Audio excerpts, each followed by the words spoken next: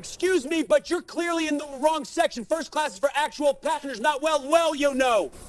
Derek Harrison's words cut through the cabin like a blade, his voice carrying just loud enough for everyone in first class to hear, just confident enough to sound like policy rather than prejudice. His eyes swept over Marcus Thompson with the kind of casual dismissal that suggested this wasn't his first time making such assessments.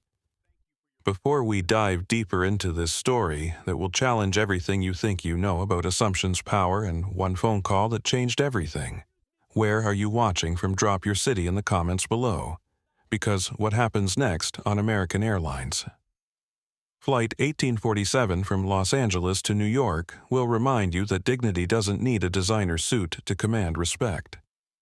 The morning sun blazed through the floor-to-ceiling windows of Los Angeles International Airport, casting long golden shadows across Terminal 4's polished marble floors.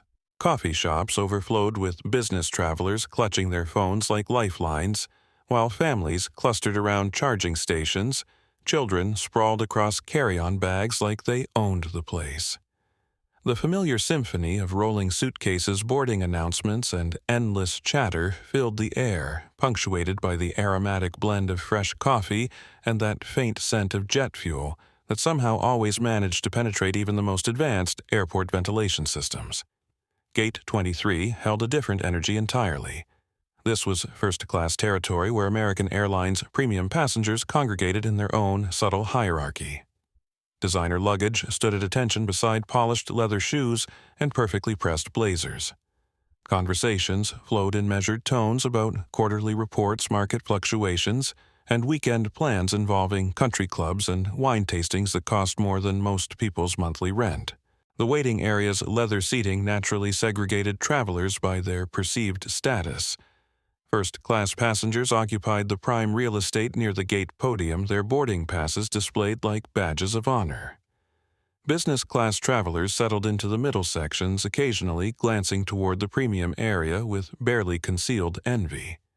Economy passengers found themselves pushed to the outer edges, standing against walls or sitting on the floor when the leather chairs filled up. Marcus Thompson sat quietly in a corner seat near the window, a stark contrast to the polished crowd around him. At 46, he carried himself with the kind of understated confidence that spoke of years spent earning respect rather than demanding it. His simple navy blue polo shirt had seen better days, though it was clean and pressed with military precision that hinted at disciplined habits formed decades ago. Dark jeans, well-worn but comfortable, and a pair of black sneakers that had walked countless airport terminals completed his travel uniform. Those sneakers told their own story. They were quality shoes built for comfort rather than appearance, broken in through hundreds of business trips that had taken him to cities across America and beyond. The leather messenger bag resting against his legs showed similar signs of heavy use, its surface worn smooth by years of constant travel, but maintained with the care of someone who understood the value of reliable equipment. A small company pin decorated his shirt collar, almost unnoticeable unless you were looking for it. The logo was simple, elegant in its minimalism, the kind of corporate branding that prioritized substance over flash. Most passengers wouldn't recognize it, wouldn't understand what it represented.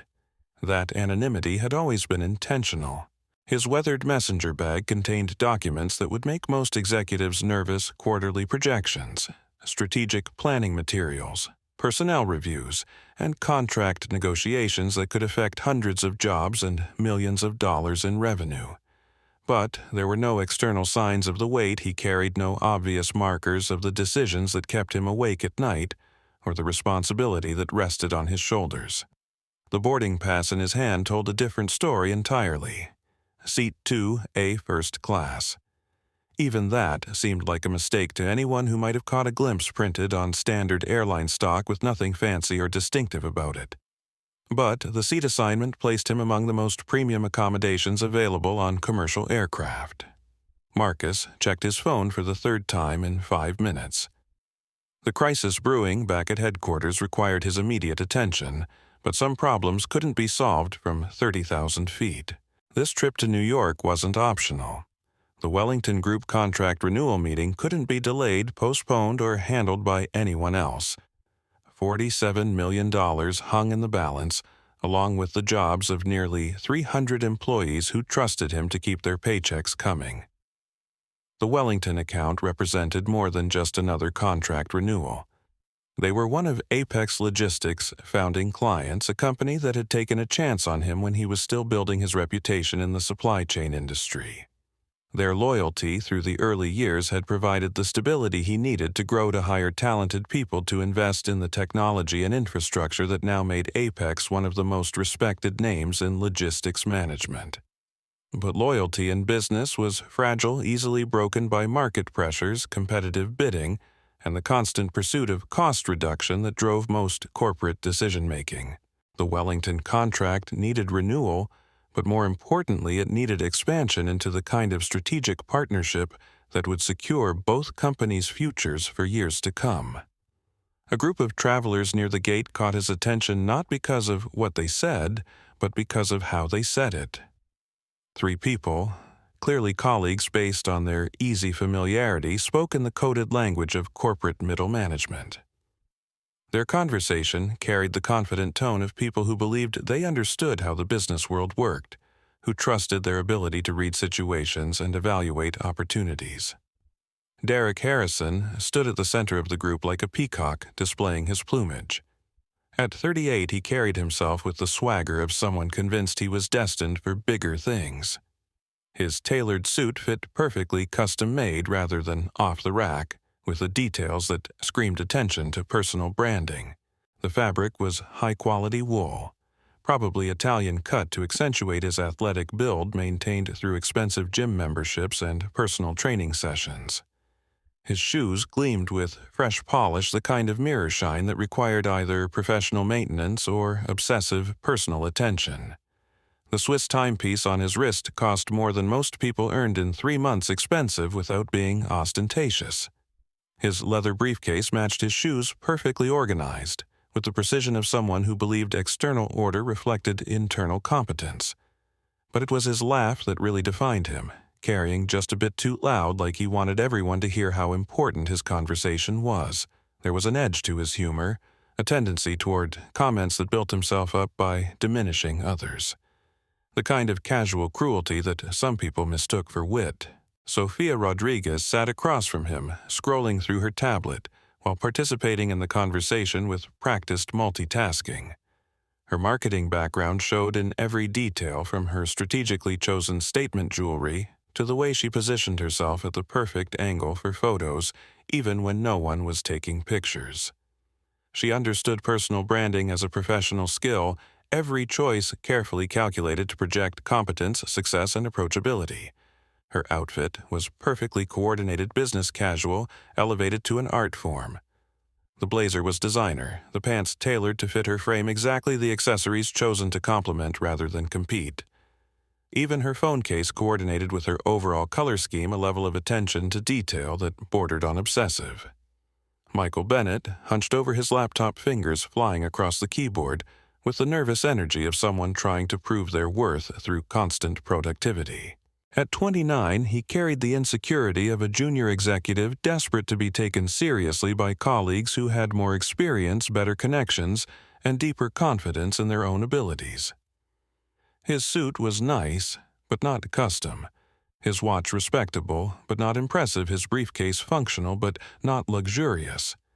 Everything about him screamed, trying too hard, from the way he name-dropped industry contacts to his tendency to speak just a little too loudly when discussing his achievements.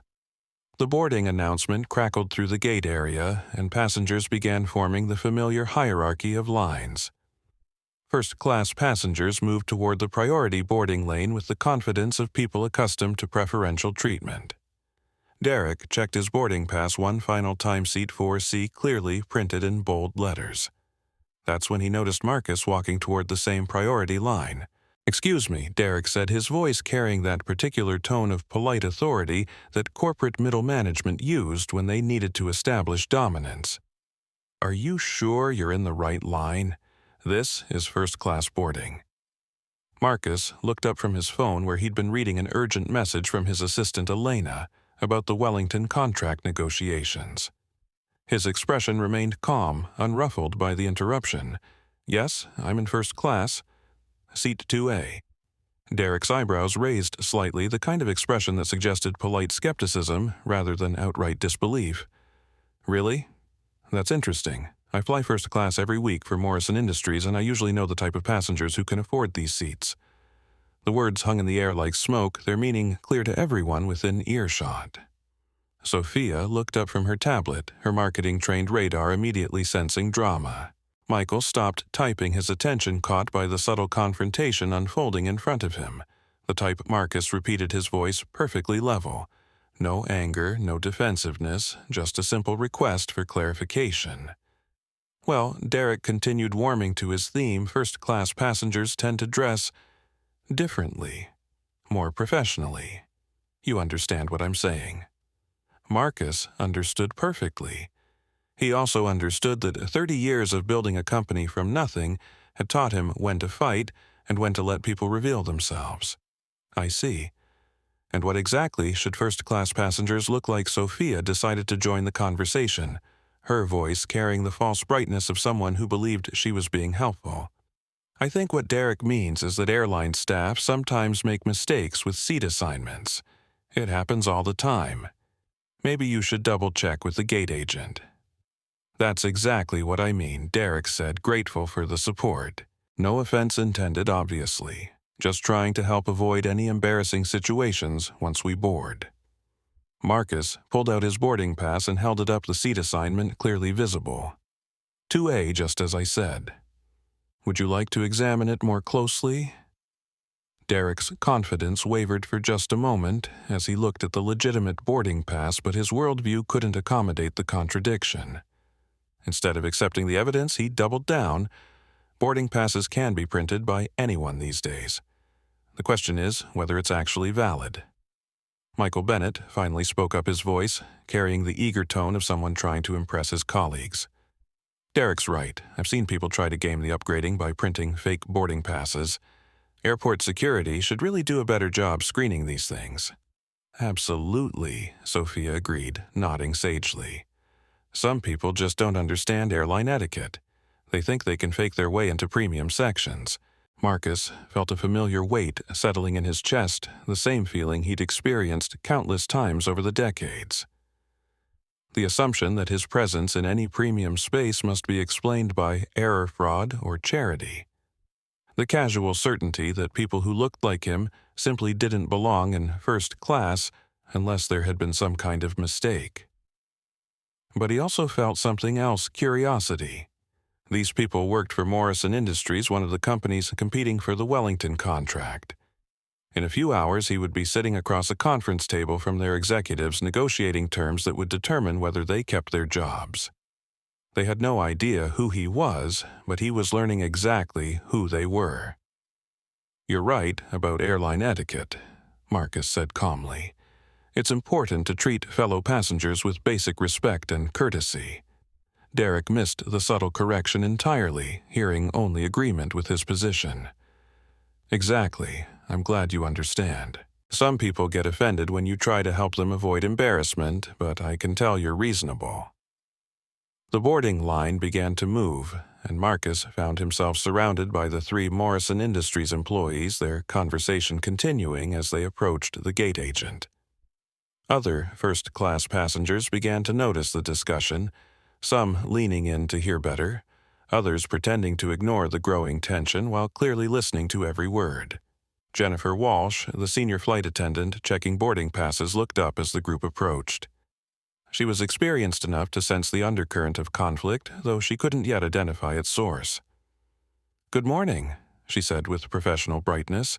"Boarding passes, please." Derek handed over his boarding pass, first his movements carrying the casual confidence of someone accustomed to preferential treatment.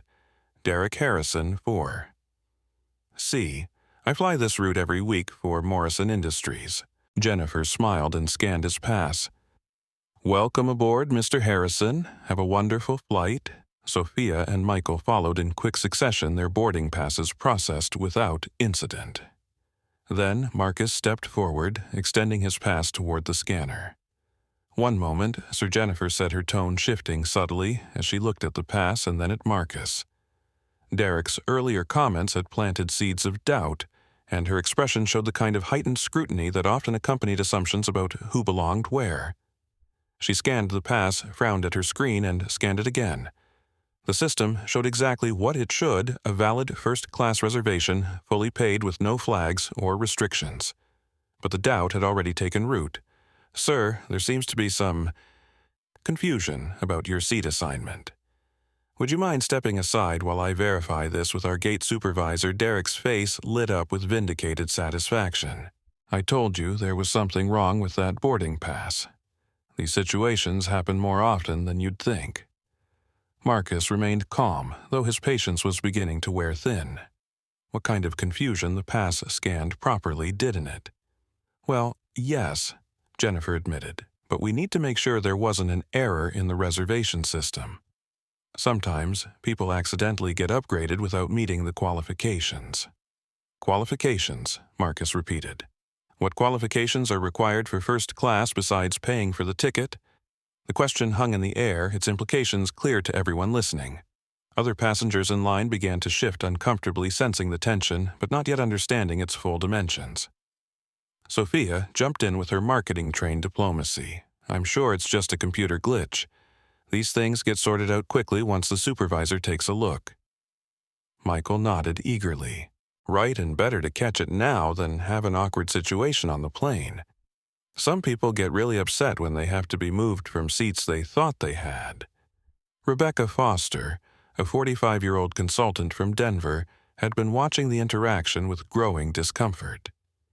She pulled out her phone and began recording discreetly, her finger hovering over the video button as she sensed something important was happening. David Park, a 40-year-old business development executive, stepped closer to the gate agent. "Excuse me, but I couldn't help overhearing. This gentleman's boarding pass scanned properly, correct?" Jennifer nodded reluctantly. "Yes, it scanned without errors." "Then what exactly needs to be verified?" David's voice carried the authority of someone who flew frequently and understood airline procedures. "Either the reservation is valid or it isn't. The computer should tell you everything you need to know." Derek turned to face David, his expression showing irritation at the interference. "Sir, this doesn't concern you. We're just trying to help resolve a simple misunderstanding." "What misunderstanding?" David pressed. "A man has a valid boarding pass for first class. Where's the misunderstanding?" Sarah Kim, a 26-year-old marketing coordinator, had been listening while scrolling through TikTok. The conversation triggered her social media instincts, and she opened her camera app, starting a live stream. "Y'all," she whispered to her phone, "something is happening at LAX Gate 23. A black man is being questioned about his first-class ticket even though it scanned properly. This is giving me all kinds of bad vibes." Her follower count was modest, but several viewers immediately began commenting, and the engagement algorithm started pushing her stream to more feeds. Carlos Martinez, a junior flight attendant with 5 years of experience, approached the gate to assist with boarding. He'd witnessed similar situations before and recognized the pattern immediately. "Jennifer, what's the holdup? We need to start boarding to stay on schedule." Jennifer looked flustered, caught between her doubt and the growing attention. "Carlos, we need to verify this passenger's reservation. There might be an issue with his seat assignment." Carlos looked at Marcus, then at his boarding pass, then at the computer screen. Everything appeared normal. What kind of issue? His reservation shows valid in the system. "That's what I've been trying to explain," Marcus said, his voice still controlled but carrying a slight edge of frustration. "My boarding pass is valid. The computer confirms it, but apparently there's some other qualification I'm missing." Derek sensed the situation slipping away from his control and decided to escalate. "Look, I don't want to be the bad guy here, but let's be honest about what's happening. This man doesn't look like he belongs in first class. His boarding pass could easily be fake, and now he's causing a scene because he's been caught." The words hit like a slap, their naked prejudice finally exposed for everyone to hear. Rebecca's finger pressed the record button, capturing everything. Sarah's live stream viewer count jumped as comments began flooding in. Did he just say what I think he said? Sarah whispered to her phone. This is Derek Harrison from Morrison Industries, Rebecca said loudly, making sure her recording captured his name and company. Let the record show exactly what kind of person works there. Sophia realized the situation was spiraling out of control and tried damage control. Derek, maybe we should just let the airline handle this professionally. But Derek was committed now, his voice getting louder. I'm trying to help. Some people need to learn that they can't fake their way into premium services. There are standards here. Michael, desperate to stay aligned with his colleagues, added his voice. Exactly. First class isn't charity. People work hard to afford these seats. Marcus looked around at the growing crowd of passengers at the phones being pointed in his direction at the airline staff, clearly struggling with a situation they'd allowed to escalate far beyond any reasonable bounds. Standards, he repeated quietly.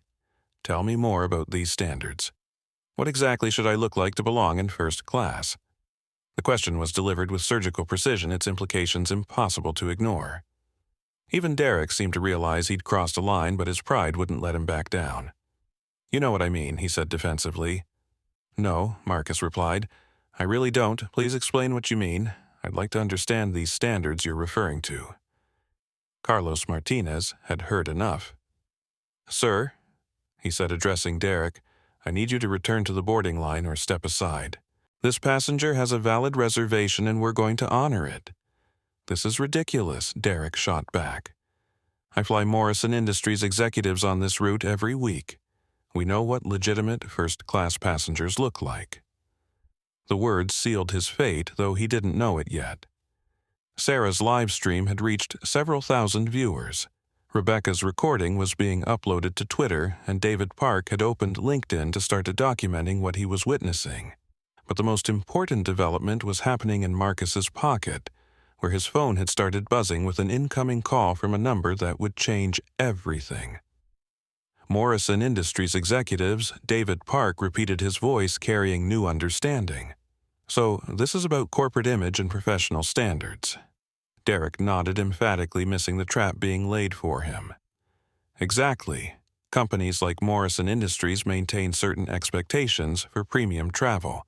We can't have just anyone sitting in first class claiming to represent legitimate business interests. Rebecca Foster stepped closer, her phone still recording.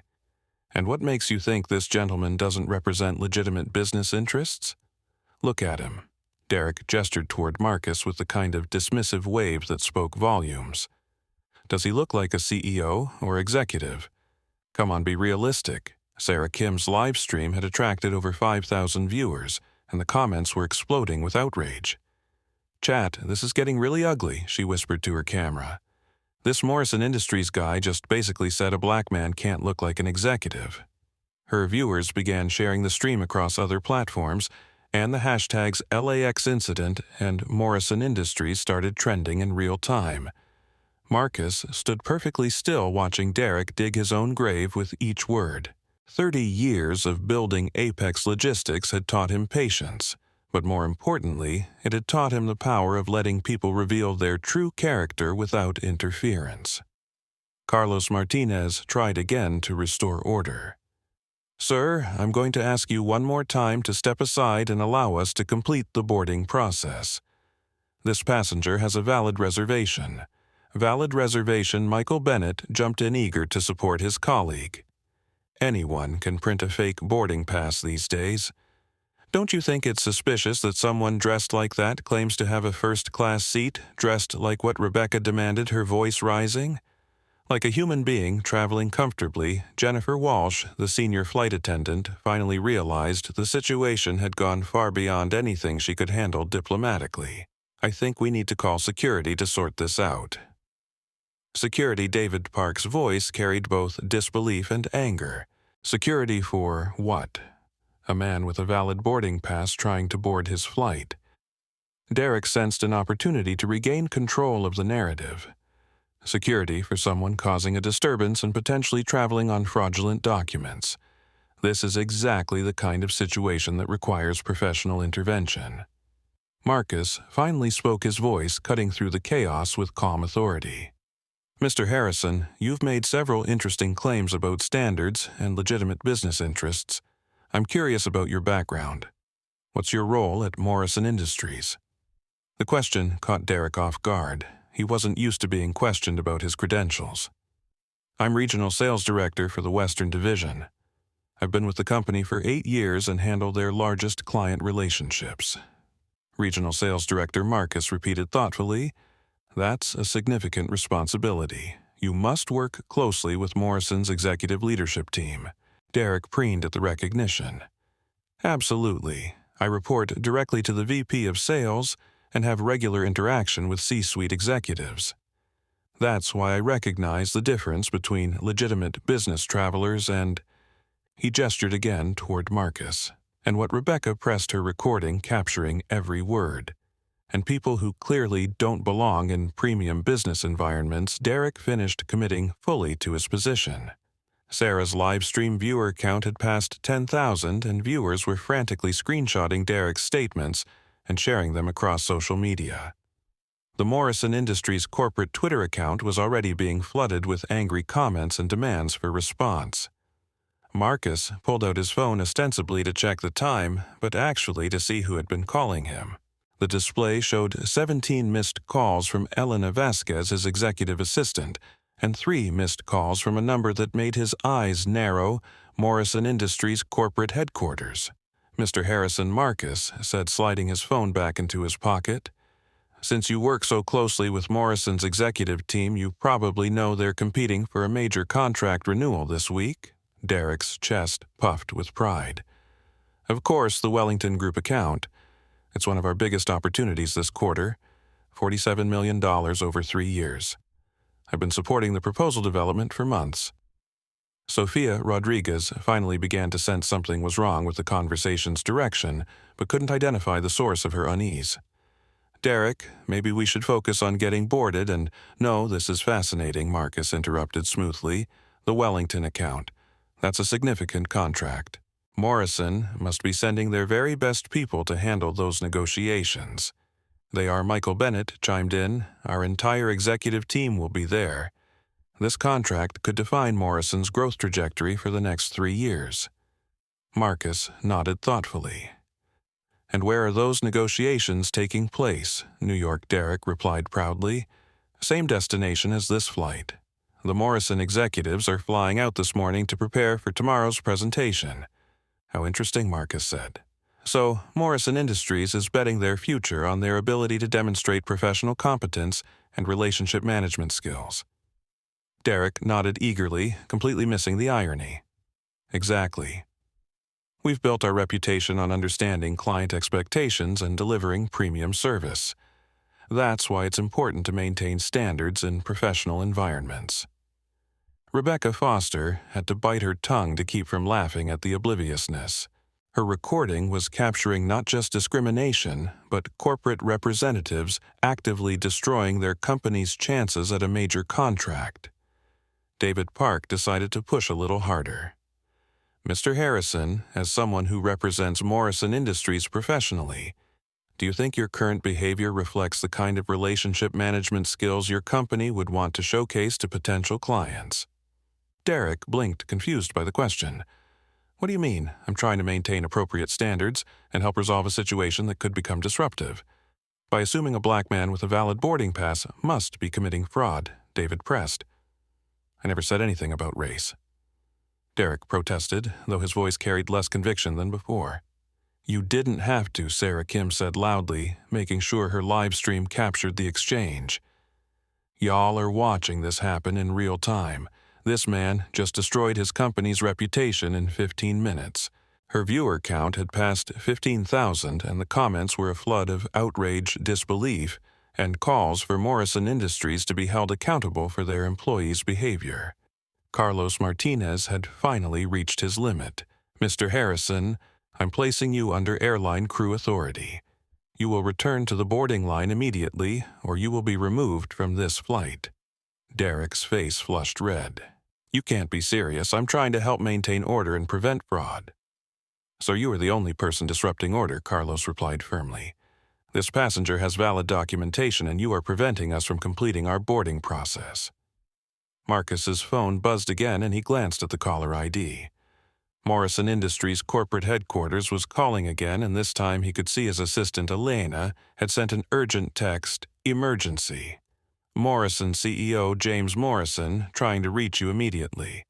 Says urgent matter regarding viral video." Marcus looked up at Derek, Sophia, and Michael, all three of whom were still completely unaware that they were digging their own professional graves. He made a decision that would change all their lives. "You know what Mr. Harrison," Marcus said quietly. "I think you're right about maintaining professional standards. In fact, I think this conversation is so important that I'm going to take a call that just came in. I think you'll find it very educational." Derek looked puzzled, but nodded approvingly. "Good. Maybe now we can resolve the situation properly." Marcus's finger hovered over the answer button as he looked directly into Derek's eyes. "Oh, I think we're about to resolve more than just this situation." He pressed answer and raised the phone to his ear, his voice carrying clearly across the gate area. "Marcus Thompson speaking." The words hit Derek like a physical blow.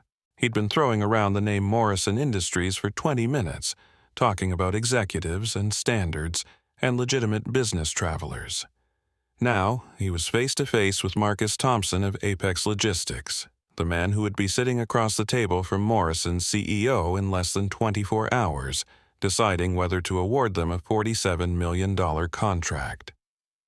But Derek still didn't understand the full magnitude of his mistake. That understanding would come in the next 30 seconds when the voice on the other end of Marcus's phone would make everything crystal clear. "Marcus, thank God you answered." The voice on the other end of the phone was unmistakably panicked, carrying the kind of barely controlled desperation that came from watching a corporate crisis unfold in real time. "This is James Morrison, CEO of Morrison Industries. We have an emergency situation that requires your immediate attention." Marcus held the phone slightly away from his ear, ensuring that Derek, Sophia, and Michael could hear every word. His expression remained perfectly calm as he watched the color drain from Derek's face. "Hello," James Marcus replied in the same measured tone he might use to discuss the weather. "I'm currently at LAX about to board my flight to New York. What seems to be the emergency?" James Morrison's voice carried the weight of someone watching his company's reputation crumble in real time. "Marcus, there's a video going viral across social media platforms. It shows Morrison Industries employees harassing a passenger at an airport gate, making discriminatory comments, and basically destroying everything we've built in terms of corporate image." Derek's mouth opened and closed like a fish gasping for air. The boarding area around them had gone completely silent, with dozens of passengers straining to hear the conversation that was unfolding like a corporate disaster in real time. "The board called an emergency session 15 minutes ago." James continued, his voice cracking slightly. "Our PR team is in full crisis mode, legal is preparing damage control strategies, and I've got 3 major clients asking questions about our company culture. This is exactly the kind of incident that could cost us the Wellington contract." Marcus looked directly at Derek as he responded. "The Wellington contract. That is significant. $47 million if I remember correctly." "Exactly." James's relief at finding common ground was palpable. "Marcus, we need to discuss emergency measures to protect that relationship. I know the negotiations start tomorrow, but we need to address the situation immediately before it affects our business partnership." Sofia Rodriguez had gone completely pale, finally understanding the implications of what was happening. Michael Bennett was staring at his phone, frantically trying to access social media to see what damage had already been done. Rebecca Foster continued recording, though now she was documenting something far more significant than airport discrimination. This was corporate accountability happening in real time, and she was capturing every moment. Sarah Kim's live stream had exploded to over 25,000 viewers, and the comments were moving so fast they were impossible to read. Morrison Industries was trending nationally, and Derek Harrison had become a viral hashtag associated with corporate discrimination. James Marcus said, his voice carrying a tone that made everyone in the boarding area lean closer. "I'm looking at your Morrison Industries employees right now." The silence that followed could have stopped airplane engines. Derek's face had gone from red to gray, and his hands were visibly shaking as the full weight of his situation crashed down on him. "You're—" What James Morrison's voice carried confusion mixed with a dawning horror. "Your Western Regional Sales Director, Derek Harrison, is standing right in front of me," Marcus continued conversationally, "along with Sophia Rodriguez from Marketing and Michael Bennett from your Junior Executive Program. They've been providing me with very interesting insights into Morrison Industries' corporate culture for the past 20 minutes. Derek tried to speak, his mouth opening and closing several times before any sound emerged. "Mr. Thompson, we didn't, I mean—" What specifically did they say? James Morrison's voice had dropped to a whisper, though everyone in the gate area could still hear him clearly through Marcus's phone. Marcus looked around at the faces watching him at the phones, recording every word, at the airline staff who had stopped all pretense of normal operations to witness this unprecedented moment of corporate reckoning. "Well, Derek has been very vocal about his belief that people like me don't belong in first class. He's explained that Morrison Industries maintains certain standards for premium travel, and that I clearly don't meet those standards based on my appearance." He said what James's voice cracked completely. He also mentioned that first class isn't charity, that some people need to learn their place, and that companies like Morrison Industries can't have just anyone sitting in premium sections claiming to represent legitimate business interests. Each word hit Derek like a physical blow. He'd said all of those things, every single one of them, in front of dozens of witnesses and multiple recording devices. There was no denying it, no explaining it away, no corporate spin that could transform his words into something acceptable. Furthermore, Marcus continued, when other passengers questioned his behavior, Derek doubled down by explaining that he recognizes the difference between legitimate business travelers and people who clearly don't belong in premium business environments.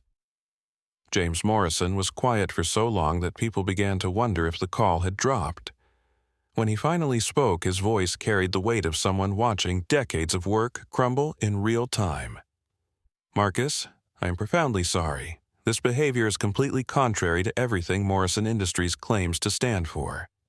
These employees do not represent our company values, and I want to personally assure you that there will be immediate and severe consequences." Derek finally found his voice, though it came out as a desperate croak. "Mr. Morrison, sir, I can explain. There was a misunderstanding about the boarding pass, and I was just trying to help maintain order." Derek James Morrison's voice cut through the excuse like a razor. "You are terminated. Effective immediately. Clean out your desk remotely. Your access to all Morrison Industries systems will be revoked within the hour." The words hit Derek like a physical blow, and he actually staggered backward. 8 years with the company gone in a single sentence. His career, his reputation, his financial security destroyed by 15 minutes of revealing his true character under pressure. Sophia Rodriguez stepped forward, her marketing training kicking in as she tried to salvage something from the disaster. "Mr. Morrison, I want to apologize for my colleague's behavior. I attempted to de-escalate the situation, but Sophia James's voice was ice cold. I have multiple recordings of you supporting Derek's position and suggesting that Mr. Thompson should verify his credentials with airport security. Your employment is also terminated effective immediately." Sophia's carefully constructed professional facade crumbled completely. 2 careers destroyed in 60 seconds, and the third one was about to follow. Michael Bennett had been backing away from his colleagues, trying to distance himself physically from the disaster, but there was no escape. The recordings captured everything, and James Morrison wasn't finished. "Michael, your comments about first class not being charity and people needing to learn their place show exactly the kind of thinking that we cannot tolerate at Morrison Industries. Your employment is terminated as well. 3 careers ended, 3 lives changed forever, all because they'd assumed that the quiet black man in casual clothes couldn't possibly belong in their world." But James Morrison wasn't finished. His voice carried the authority of someone making decisions that would reshape his entire organization. "Marcus, I want to publicly apologize not just for these specific individuals, but for the culture that allowed this kind of thinking to exist within our organization. Clearly, we have failed in our responsibility to create an inclusive workplace." Carlos Martinez had been watching the entire exchange with growing amazement. In 15 years of airline service, he'd never witnessed anything like this moment of immediate, decisive corporate accountability. Jennifer Walsh stood frozen, realizing that her own behavior would likely become part of the investigation. She'd allowed her own biases to influence her treatment of Marcus, and now she was watching careers end in real time.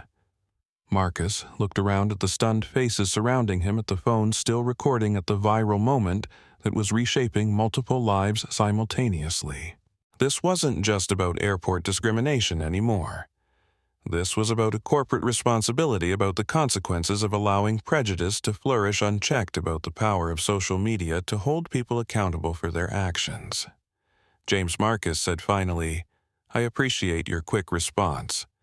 But this goes deeper than just 3 employees. This kind of behavior doesn't develop in a vacuum." "You're absolutely right," James replied immediately. "I'm calling an emergency board meeting tonight to address our entire company culture.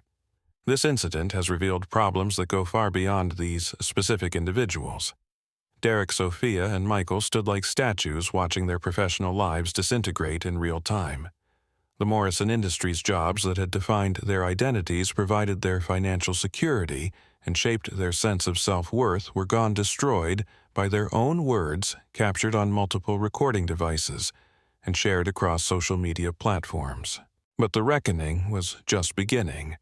The viral videos were spreading exponentially, and the internet's attention had turned toward Morrison Industries with the focused intensity of a solar flare.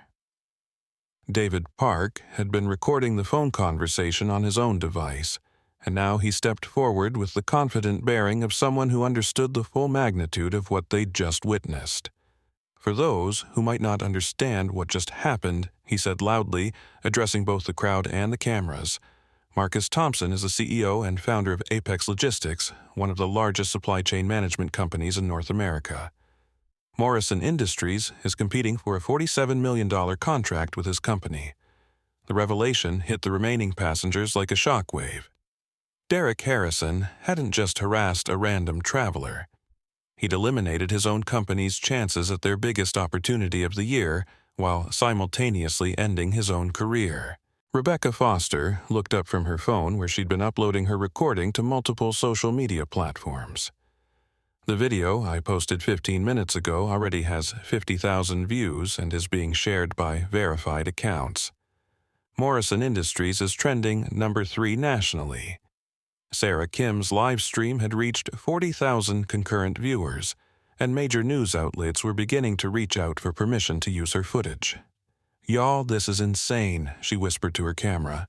"We just watched 3 people destroy their careers by being racist on a live stream." Derek Harrison stood in the middle of the boarding area like a man watching his life collapse in slow motion. The confident corporate executive who had walked into LAX that morning was gone, replaced by someone facing the complete destruction of his professional reputation. "Mr. Thompson," he said, his voice barely audible, I apologize. I didn't know who you were." If I had known, Marcus interrupted him with a voice that carried decades of leadership experience. "Mr. Harrison, that's exactly the problem. You treated me poorly because you thought you could get away with it. If my identity had remained unknown, would your behavior have been acceptable?" The question hung in the air like an indictment. Derek's mouth opened, but no words came out. How do you answer a question that exposes the core rottenness of your character? Sophia Rodriguez tried a different approach, her marketing background driving her toward damage control. "Mr. Thompson, I want you to know that Derek's behavior doesn't represent how I personally feel about diversity and inclusion. I've always been an advocate for Miss Rodriguez Marquez's voice cut through her prepared statement. I have recordings of you suggesting that I might have printed a fake boarding pass and that I needed to learn about airline etiquette. Your advocacy seems somewhat selective." Sophia's carefully rehearsed apology died in her throat. There was no spinning this, no corporate communication strategy that could transform recorded discrimination into misunderstood advocacy. Michael Bennett had been frantically scrolling through social media, watching his name become synonymous with workplace discrimination in real time. LinkedIn posts were already calling for his firing. His Twitter mentions were flooded with criticism, and his Instagram account was being bombed with comments about privilege and prejudice. "This is ruined," he whispered, staring at his phone. "My career is completely ruined." Carlos Martinez stepped forward, having watched 3 people destroy their own lives through their own actions. "Sir, in my experience, people's careers are usually destroyed by their choices, not by the consequences of those choices." Jennifer Walsh had been standing frozen throughout the phone conversation, finally understanding that her own behavior was part of the problem. She'd allowed her biases to influence her treatment of Marcus, enabling the harassment through her failure to shut it down immediately. "Mr. Thompson," she said carefully, "I owe you an apology as well. I should have handled this situation differently from the beginning." Marcus looked at her with the expression of someone who had dealt with institutional bias for decades. "Miss Walsh, you had every opportunity to stop this. Instead, you questioned my valid boarding pass and called for security verification. What message do you think that sent to these passengers?" Jennifer had no answer. The airline's policies were clear, and she had violated them by allowing passenger complaints to influence her treatment of a customer with valid documentation. Rebecca Foster had been watching the airline staff throughout the incident, and she raised her voice to address the growing crowd. "Everyone needs to understand that this isn't just about Morrison Industries employees. The airline staff enabled this harassment by treating a valid boarding pass as suspicious." Her comment sparked murmurs of agreement from other passengers who had been watching the discrimination unfold without intervention from airline personnel. David Park pulled up Morrison Industries' website on his phone and began reading aloud. "Morrison Industries is committed to fostering an inclusive workplace where diversity is celebrated, and all employees are treated with dignity and respect." He looked up at Derek, Sophia, and Michael. "How's that working out?" Sarah Kim's live stream chat was exploding, with viewers sharing their own stories of discrimination and corporate hypocrisy. The incident had triggered a broader conversation about workplace culture and the gap between corporate value statements and actual behavior. "This is bigger than just 3 people," she said to her camera. "This is about how companies talk about diversity versus how they actually treat people when they think no one important is watching." Marcus's phone buzzed with another call, this time from Elena Vasquez, his assistant back at Apex Logistics headquarters. He answered on speaker, allowing everyone to hear the conversation. "Marcus, the Morrison Industries story is everywhere." Elena's voice carried excitement mixed with concern. "CNN just called for an interview. The Wall Street Journal wants a statement, and our own board is asking how this affects the Wellington contract negotiations." "Elena, I'm still at LAX, surrounded by the Morrison employees in question. The situation is still developing." Elena's voice brightened with understanding. "You mean they're right there listening to this conversation?" "Yes, all 3 of them. Derek Harrison, Sophia Rodriguez, and Michael Bennett." "Oh, wow. Marcus, you need to know that their CEO, James Morrison, has been calling our office every 10 minutes. He's apparently in full crisis mode." Derek's face had gone completely gray. Not only had he destroyed his own career, but he'd also triggered a corporate crisis that was affecting his former colleagues and friends still working at Morrison Industries. Sophia was crying now, the full weight of her situation finally sinking in. 8 years of building her marketing career gone because she'd chosen to support discrimination rather than speak against it. Michael had put his phone away, entirely unable to continue watching his digital reputation destroyed in real time. The junior executive program he'd worked so hard to enter was now a liability on his resume. Marcus looked around at the destruction that 15 minutes of revealed character had caused. 3 careers ended, 1 company in crisis, multiple recordings going viral, and a broader conversation about corporate responsibility spreading across social media platforms. But he also saw something else: the faces of passengers who had witnessed accountability happen in real time, who had seen that actions have consequences, that discrimination doesn't go unchallenged when people find their voices. Rebecca Foster had stopped recording and was now sharing the video across multiple platforms with detailed context about corporate responsibility and the importance of speaking up against discrimination. David Park was composing a LinkedIn post about the incident, focusing on the business implications of allowing prejudiced employees to represent corporate values.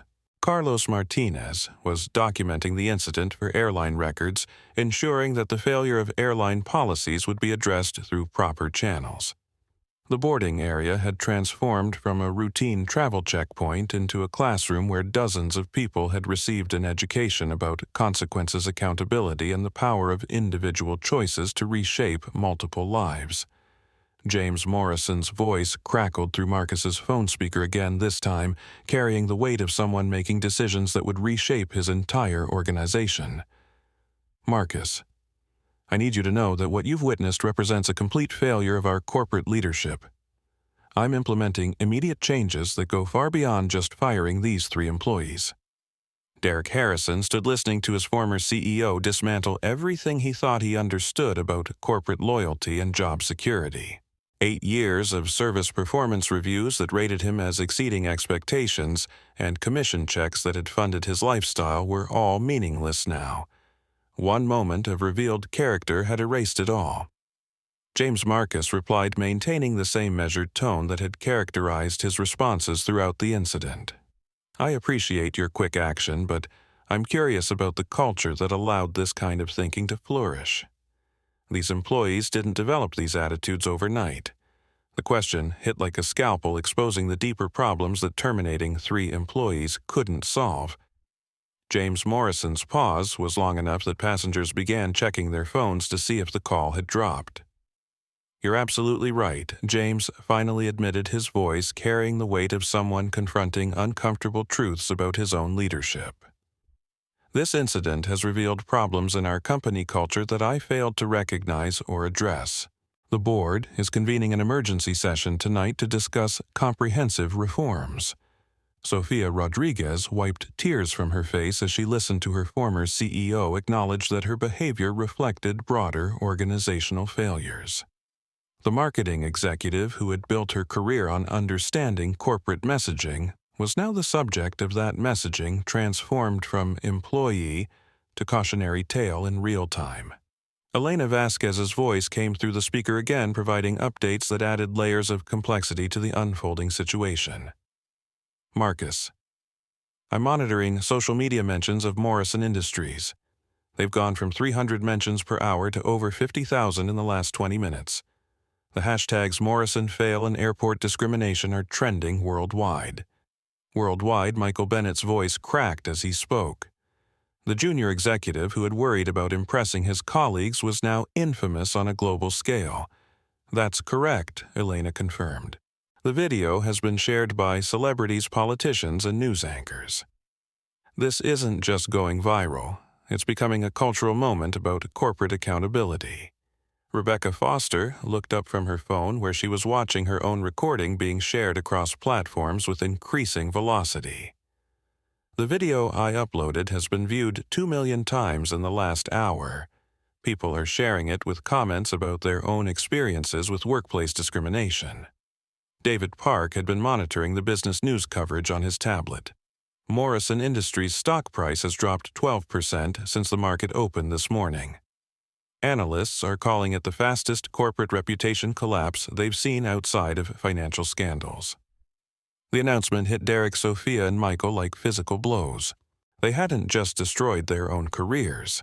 They damaged the financial futures of thousands of Morrison Industries employees whose retirement accounts and stock options were tied to company performance. Carlos Martinez had been quietly observing the unprecedented situation while managing the growing crowd of passengers who had delayed their own travel plans to witness the conclusion of the incident. Folks, we're going to need to continue boarding, but I want to acknowledge that everyone here has witnessed something significant today.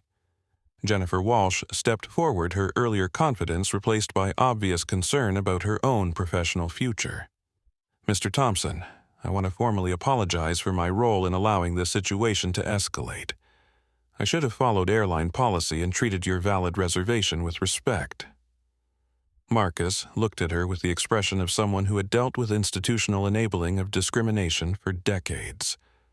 Miss Walsh, your apology is noted, but I'm curious about your training regarding passenger treatment and bias recognition. The question exposed another layer of the problem. Jennifer's behavior hadn't occurred in a vacuum.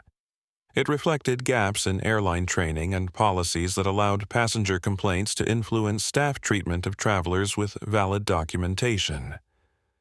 American Airlines will be reviewing our protocols, Carlos assured Marcus, though his voice carried uncertainty about what those reviews might reveal. Sarah Kim's live stream had reached 60,000 concurrent viewers, and major news outlets were requesting permission to use her footage for their coverage. "Y'all, this has become the biggest story I've ever accidentally covered," she whispered to her camera. "My notifications are crashed from news organizations wanting to interview me." Marcus's phone buzzed with another incoming call, this time displaying a contact that made several observers gasp with recognition. Wellington Group CEO Patricia Williams. "This is probably important," Marcus said, glancing at Derek with an expression that suggested the worst might still be coming. "Patricia Williams is calling." Derek's legs actually wobbled.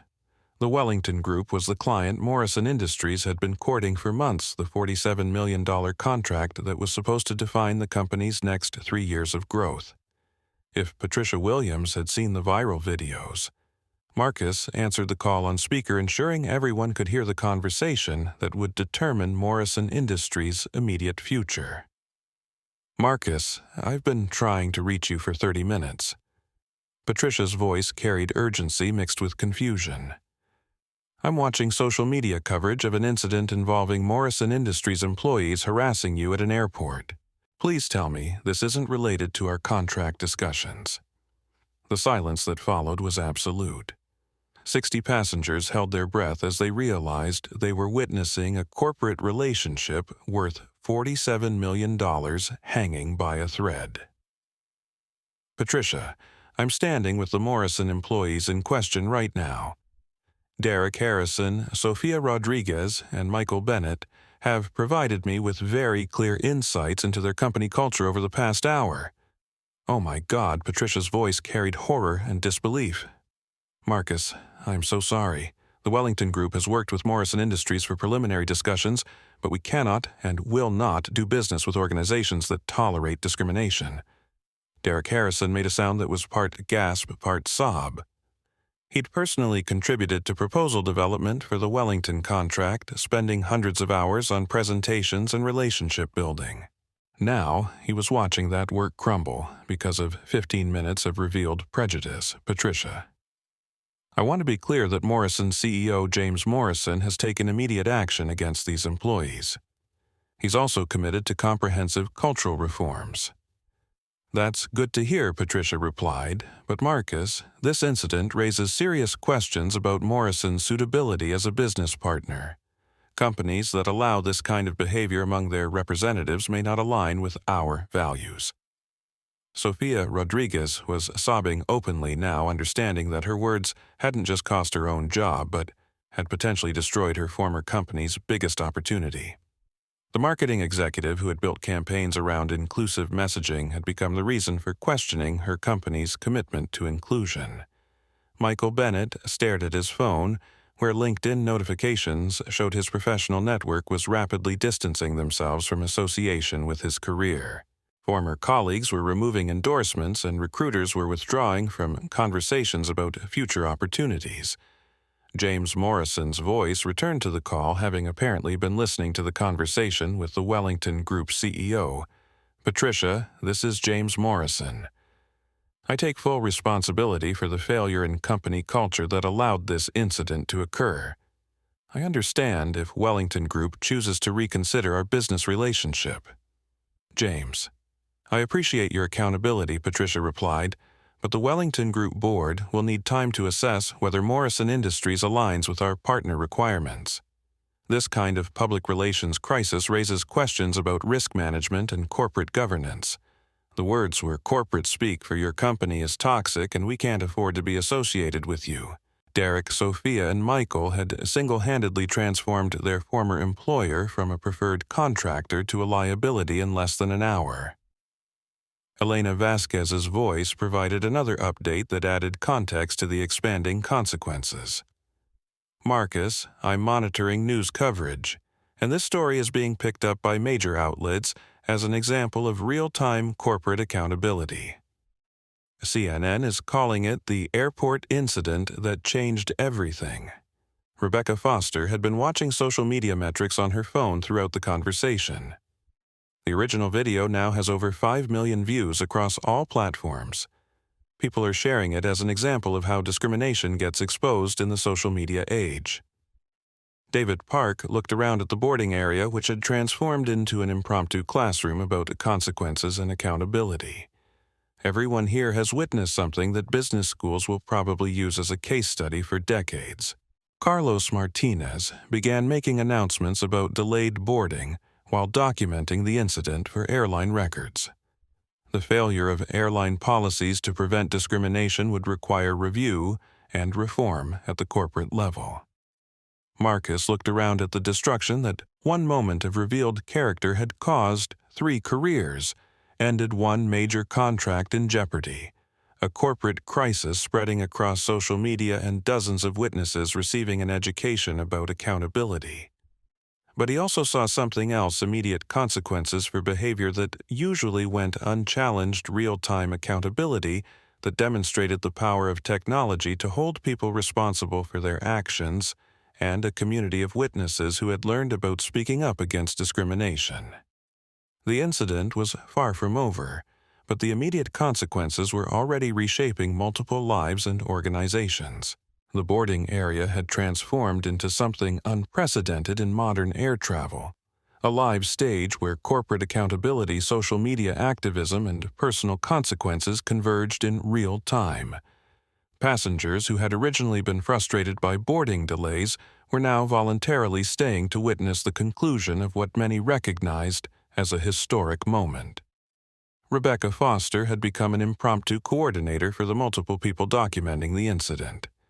Everyone who recorded any part of this needs to share it with the same hashtags so people can find the complete story, she announced to the group.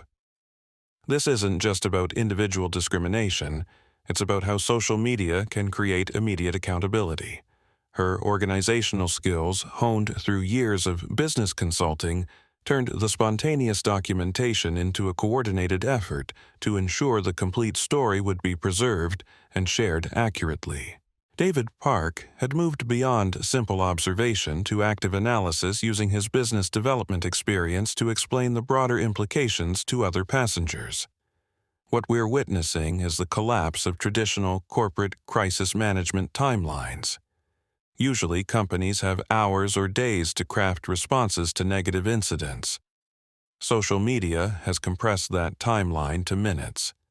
His impromptu business lecture attracted a growing audience of passengers who were beginning to understand they'd witnessed something that would reshape how corporate accountability functioned in the digital age. Sarah Kim's live stream had evolved from simple documentation to real-time social media education. Y'all, I started streaming this because it felt wrong, but now I'm watching how viral content can create immediate justice. My chat is full of people sharing their own stories of workplace discrimination. Her viewer count had stabilized at around 75,000 concurrent watchers, with thousands more joining and leaving as word spread across various platforms. The comments section had become a forum for people sharing similar experiences and discussing the broader implications of social media activism. Elena Vasquez's voice continued providing updates through Marcus's phone, adding layers of complexity to the unfolding situation. Marcus, I'm monitoring multiple news organizations requesting interviews. The Associated Press wants a statement. Reuters is preparing a story about corporate accountability in the social media age, and 3 television networks have requested live interviews. The announcement made Derek, Sophia, and Michael realize their actions would continue generating consequences far beyond the immediate terminations. They would become case studies, cautionary tales, and examples of how quickly careers could be destroyed by revealed character. Carlos Martinez had been coordinating with airport security and airline management to handle the unprecedented situation while maintaining operational requirements. "Mr. Thompson, we're prepared to complete your boarding whenever you're ready, but I want you to know that American Airlines will be reviewing our passenger treatment protocols based on what happened here today." The promise of policy review represented another ripple effect of the incident, potentially improving experiences for future travelers who might face similar discrimination. Jennifer Walsh had spent the last 30 minutes receiving calls from airline supervisors who were monitoring the viral videos and preparing their own damage control strategies. "Mr. Thompson, I've been instructed to inform you that American Airlines will be conducting a complete review of my actions today and implementing additional training for all gate staff." The announcement was clearly scripted corporate speak, but it represented acknowledgement that the incident had exposed problems requiring institutional change. Marcus looked around at the community that had formed through witnessing discrimination and accountability. Strangers had become allies, passive observers had become activists, and routine travel had become education about justice and consequences. "Elena," he said into his phone, "what's the current status of the Morrison Industries situation?" "Marcus, it's unprecedented. Their stock has dropped 18%, and they've suspended all external communications while conducting emergency board meetings." James Morrison released a statement taking personal responsibility and announcing comprehensive cultural reforms. Derek Harrison listened to the description of his former company's crisis with the expression of someone watching a building collapse. 8 years of career development, professional relationships, and financial planning had been destroyed by one moment of revealed prejudice. "The Morrison Industries website has crashed from traffic volume," Elena continued. "Their social media accounts are flooded with demands for accountability, and several other clients are reportedly reconsidering their business relationships." Sofia Rodriguez had stopped crying and was now staring at her phone with the expression of someone calculating the full scope of consequences. Her marketing expertise allowed her to understand exactly how viral negative content could destroy corporate reputations, and she was watching it happen to her former employer because of her own actions. Michael Bennett had received a call from his apartment complex about lease requirements, a reminder that unemployment brought immediate practical consequences beyond professional embarrassment. The junior executive, who had worried about impressing colleagues, was now facing basic concerns about housing and financial security. Rebecca Foster addressed the growing crowd of passengers who had chosen to delay their own travel to witness the conclusion of the incident. "Everyone here has learned something important about speaking up against discrimination. The videos we've recorded show that individual voices can create immediate change when people are willing to use them." Her comment sparked conversations among passengers about their own experiences with witnessing discrimination and the importance of intervention rather than passive observation.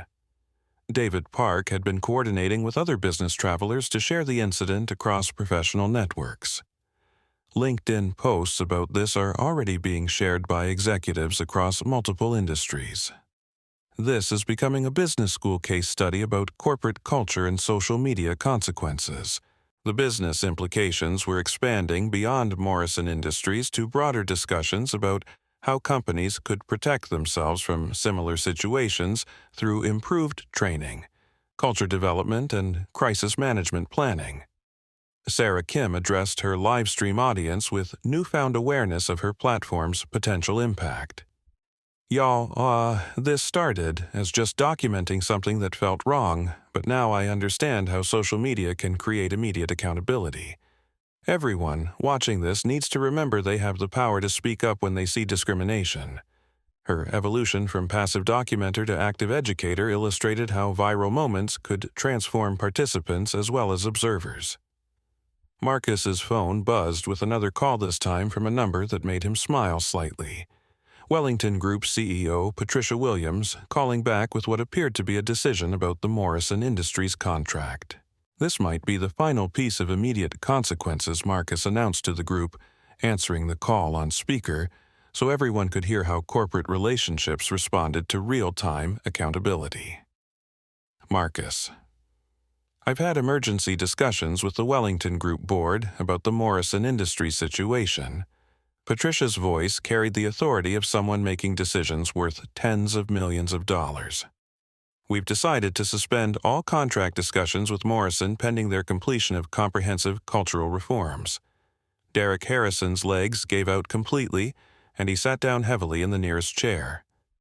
The Morrison Industries contract he'd worked to develop for months was gone suspended because of his own revealed prejudice. However, Patricia continued. The Wellington Group Board wants to accelerate our discussions with Apex Logistics. Your handling of this situation demonstrates exactly the kind of leadership and corporate culture we want in our business partnerships. The reversal was complete. Derek's discrimination had destroyed his company's biggest opportunity while simultaneously strengthening their primary competitor's relationship with the same client. The boarding area erupted in spontaneous applause from passengers who had witnessed justice play out in real time. 3 careers had been destroyed. One company had entered crisis mode, and another had been strengthened, all because character had been revealed under pressure. The applause from the assembled passengers gradually faded, leaving Marcus Thompson standing in the center of what had become an impromptu amphitheater of accountability. 60-plus travelers had witnessed discrimination exposed and consequences delivered in real time, but Marcus understood that the moment required something more than just punishment and corporate restructuring. He looked around at the faces watching him, some recording, others listening intently, all trying to process what they'd experienced. Derek Harrison sat slumped in his chair, the confident executive from an hour ago, replaced by someone grappling with the complete collapse of his professional identity. Sophia Rodriguez continued crying softly, understanding that her career in marketing was over before she turned 33.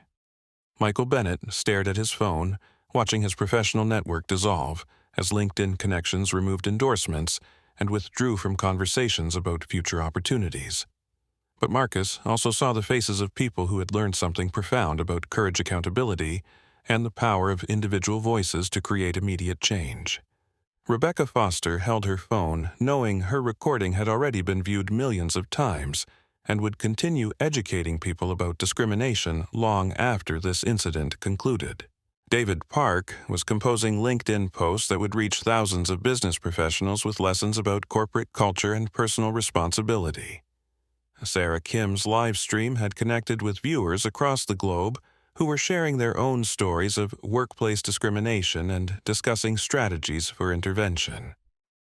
Before we conclude this situation, Marcus said, his voice carrying the authority of someone who had built a billion-dollar company while maintaining his principle, "I want to address something important for everyone who witnessed what happened here today."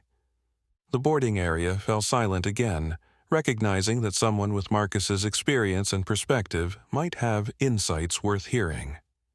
Derek, Sophia, and Michael made choices that revealed their character under pressure. Those choices have consequences that will affect their lives for years to come. But the most important lesson here isn't about punishment, it's about prevention.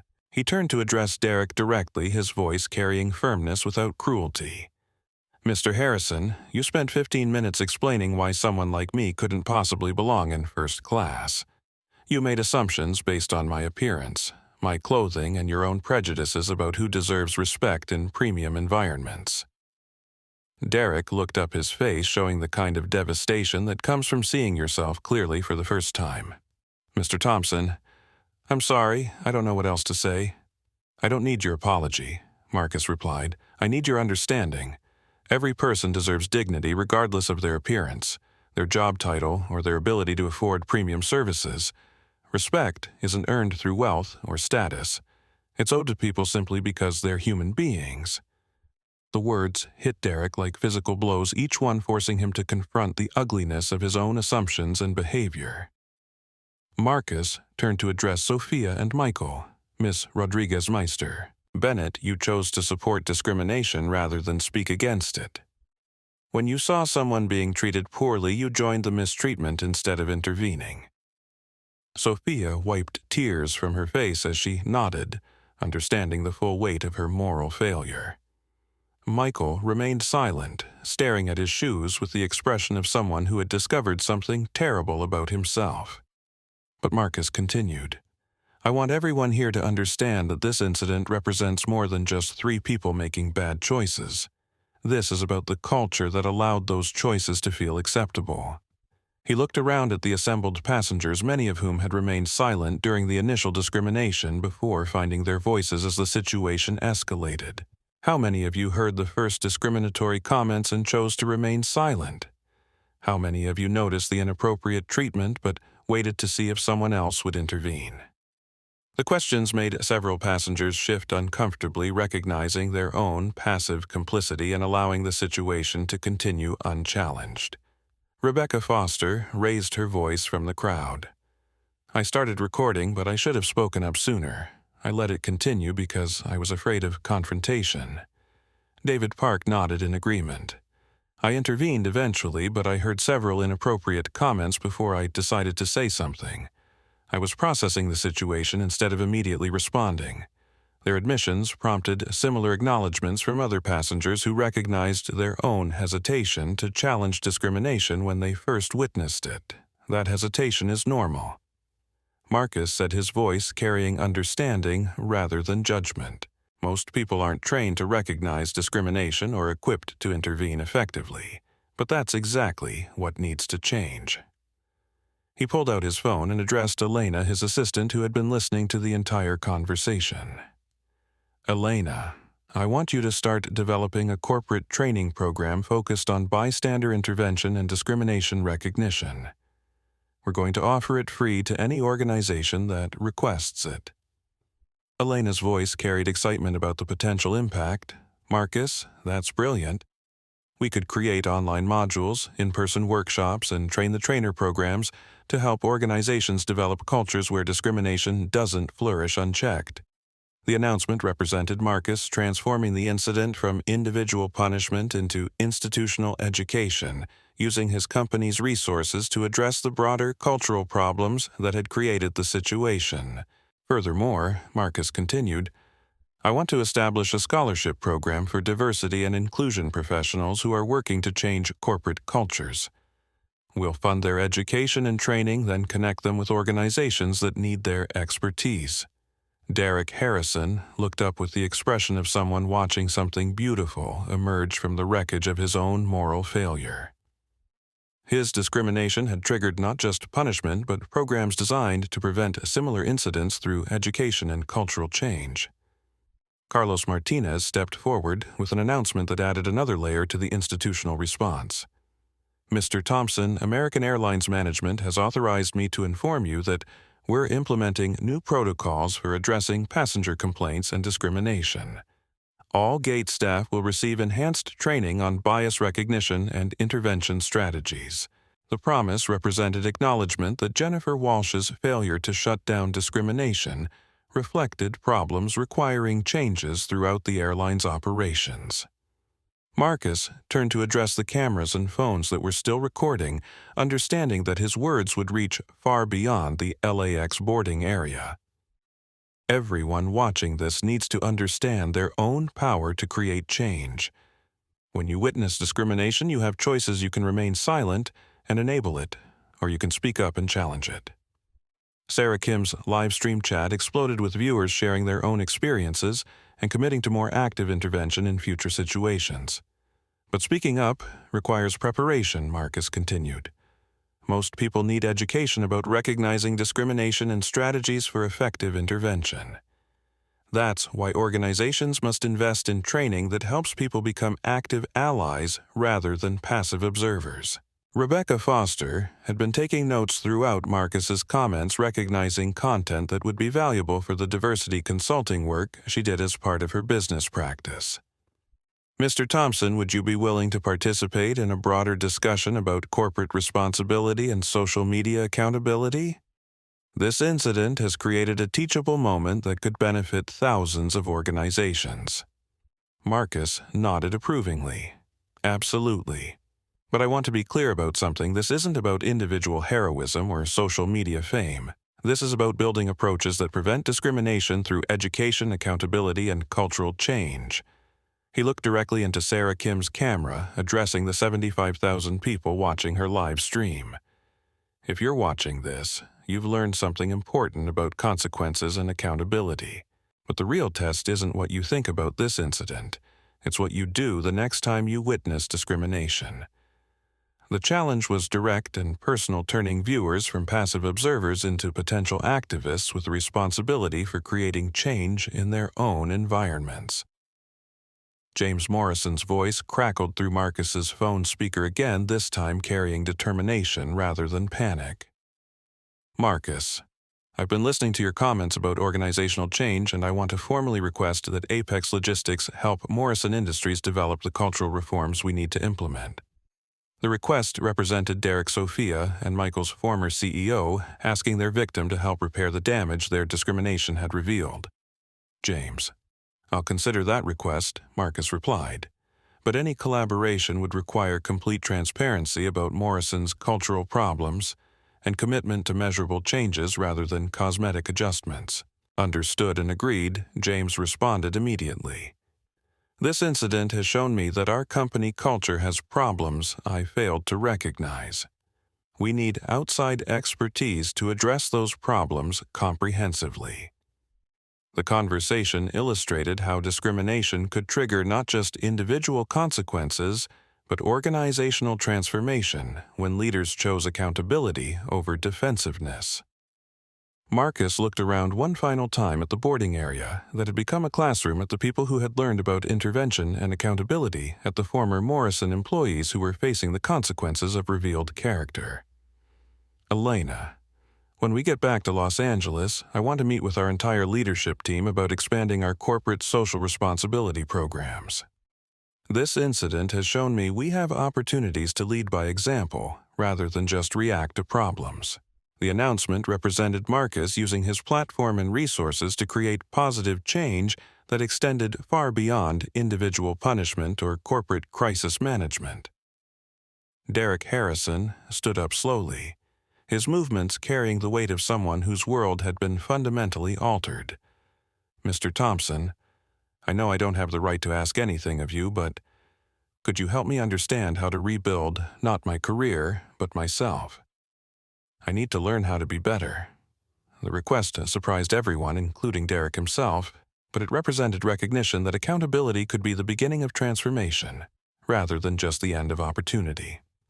Marcus looked at Derek for a long moment, seeing someone who had lost everything but might be ready to learn something important. Mr. Harrison, rebuilding requires more than just understanding what you did wrong. It requires understanding why those prejudices felt normal to you and doing the work to change those underlying assumptions. I'm willing to do that work, Derek replied. I have to do that work. The exchange represented the possibility that even the most damaging discrimination could become the foundation for genuine personal transformation when people chose growth over defensiveness. Marcus's phone buzzed with an incoming call that would add the final layer of immediate consequences to the incident. The caller ID showed American Airlines Corporate, CEO Robert Martinez, indicating that the airline's top leadership had been monitoring the viral situation and was prepared to address it at the highest levels. This is probably the last piece of immediate corporate response, Marcus announced to the assembled group, answering the call on speaker to maintain the transparency that had characterized the entire incident. Mr. Thompson, this is Robert Martinez, CEO of American Airlines. I'm calling to personally apologize for the treatment you received at LAX and to inform you of immediate changes we're implementing to ensure this never happens again. The call represented the highest level of corporate accountability, with an airline CEO directly addressing discrimination that had occurred within his organization's operations. Mr. Martinez, I appreciate your call, Marcus replied. Your gate staff's failure to properly handle this situation enabled discrimination that could have been stopped with appropriate training and clear policies. You're absolutely right, Robert Martinez acknowledged immediately. I've been monitoring the viral videos, and the failure of our personnel to follow proper protocols is unacceptable. Jennifer Walsh has been suspended pending investigation, and Carlos Martinez will receive commendation for his eventual intervention. Jennifer Walsh, who had been standing nearby listening to the conversation, visibly paled at the announcement of her suspension. Her enabling of passenger discrimination had triggered consequences that would affect her career just as surely as Derek, Sophia, and Michael's actions had destroyed theirs. Carlos Martinez straightened with surprised pride at the unexpected recognition. His decision to eventually intervene had been vindicated by corporate leadership, demonstrating that proper behavior would be rewarded just as inappropriate behavior was punished. Furthermore, Robert Martinez continued American Airlines as implementing what we're calling the Thompson Protocol new training requirements for all gate staff focused on discrimination, recognition, and intervention strategies.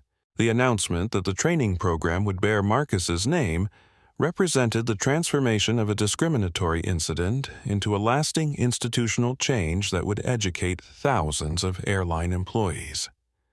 Elena Vasquez's voice provided additional context through Marcus's phone. Marcus, I'm monitoring social media responses to the American Airlines announcement. Passengers are sharing positive reactions to the immediate corporate accountability and policy changes. The real-time social media feedback demonstrated how quickly institutional responses could be evaluated and validated by the communities they were designed to serve. David Park looked up from his phone where he'd been monitoring business news coverage of the expanding story. Morrison Industries stock has stabilized after James Morrison's announcement about comprehensive cultural reforms and partnership with Apex Logistics. The market is responding positively to accountability rather than defensiveness. The financial implications illustrated how corporate crises could be mitigated through genuine accountability and commitment to change, rather than public relations damage control. Rebecca Foster had been coordinating with other passengers who had documented the incident, ensuring comprehensive coverage that would preserve the complete story for future reference. We have recordings from 6 different angles showing the entire progression from discrimination to accountability. This will be valuable for training purposes and education about intervention strategies. Her documentation efforts represented the transformation of viral content from entertainment into educational resources that could benefit organizations seeking to improve their cultures. Sarah Kim addressed her live stream audience, which had grown to over 80,000 concurrent viewers as word spread across social media platforms. Y'all, we've watched something unprecedented happen. 3 people lost their careers. Multiple organizations changed their policies and thousands of people learned about accountability all in real time.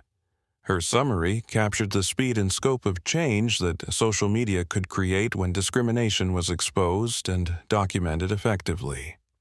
Marcus looked around at the boarding area that had become an accidental classroom in corporate responsibility, individual accountability, and the power of technology to create immediate consequences for revealed character.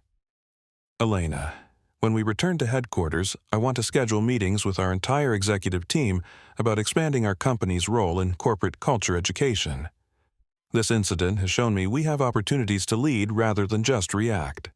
Already on your calendar, Elena replied efficiently.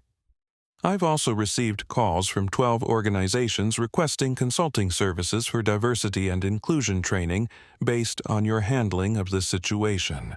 The business opportunities emerging from the incident demonstrated how principled leadership could create positive outcomes even from negative situations.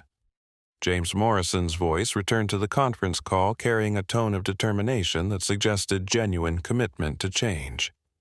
Marcus, I want to propose a formal partnership between Morrison Industries and Apex Logistics to develop industry-leading diversity and inclusion practices that other organizations can adopt. The proposal represented Derek, Sophia, and Michael's former CEO seeking to transform their discrimination into a catalyst for broader cultural improvement throughout the business community. James, I'm willing to explore that partnership, Marcus replied, but it would require complete transparency about Morrison's cultural problems and measurable accountability for improvements rather than cosmetic changes. Understood and agreed, James responded immediately. This incident has revealed problems I failed to address, and I want to fix them comprehensively rather than simply managing the public relations crisis. The exchange illustrated how discrimination could trigger organizational transformation when leadership chose genuine accountability over damage control. Derek Harrison had been listening to the discussions about partnerships, training programs, and cultural change with the expression of someone watching positive transformation emerge from his own moral failure. "Mr. Thompson," he said quietly, "I destroyed my career today, but maybe that destruction can become something useful. Would you consider including me in whatever educational programs you develop? Not as an expert, but as an example of what prejudice looks like and how it can be changed." The request surprised everyone, including Derek himself, but it represented recognition that accountability could be the beginning of redemption rather than just the end of opportunity. Marcus considered the proposal carefully, understanding that Derek's participation could add authenticity to training programs, while also providing Derek with a path toward personal transformation. "Mr. Harrison, that's an interesting proposal. Educational programs do benefit from authentic voices sharing their experiences with failure and growth. If you're genuinely committed to doing the work of understanding your prejudices and changing them, there might be opportunities for you to contribute to education that prevents similar incidents." Derek nodded gratefully, understanding that Marcus was offering him a chance at redemption through service rather than simply punishing him through exclusion. Sofia Rodriguez stepped forward hesitantly, her marketing background allowing her to understand the educational value of authentic stories about failure and transformation. "Mr. Thompson, if you develop training programs, would there be opportunities for people who participated in discrimination to share their experiences? I know I need to understand what happened to me today and why I made such terrible choices." Marcus looked at Sophia with the expression of someone who understood that genuine transformation required confronting uncomfortable truths about personal character. "Miss Rodriguez's educational programs are most effective when they include authentic experiences from all perspectives. If you're committed to understanding your behavior and changing it, there could be opportunities for you to contribute to education that prevents others from making similar mistakes." Sophia nodded with visible relief, understanding that Marcus was offering her a path forward that involved accountability rather than simply punishment. Michael Bennett remained silent throughout the discussions about training programs and transformation opportunities, still processing the complete collapse of his professional identity and the revelation of his own prejudices. Carlos Martinez approached the group with announcements about boarding procedures that would allow normal airline operations to resume while accommodating the extraordinary circumstances. "Mr. Thompson, we're prepared to complete your boarding whenever you're ready. Your seat in first class is waiting and you'll have the full service you originally reserved." The announcement represented a return to normal operations, with the important difference that Marcus's right to first-class service was now unquestioned and unassailable. Marcus looked around one final time at the community that had formed through witnessing discrimination and accountability. Strangers had become allies, passive observers had become activists, and routine travel had become education about justice, consequences, and the possibility of transformation. "Elena, please start scheduling meetings with organizations that want to discuss diversity training partnerships. This incident has shown me we have opportunities to lead by example and create lasting change rather than just documenting problems." Elena's voice carried enthusiasm about the potential impact of the expanding programs. "Marcus, based on the social media response and news coverage, we could reach hundreds of organizations with education that prevents discrimination through cultural change rather than just policy requirements." The scope of potential impact illustrated how individual incidents of accountability could scale into movements for broader cultural transformation when leaders chose to invest resources in education and change. Rebecca Foster addressed the group one final time, her consulting background allowing her to summarize the broader implications of what they'd witnessed.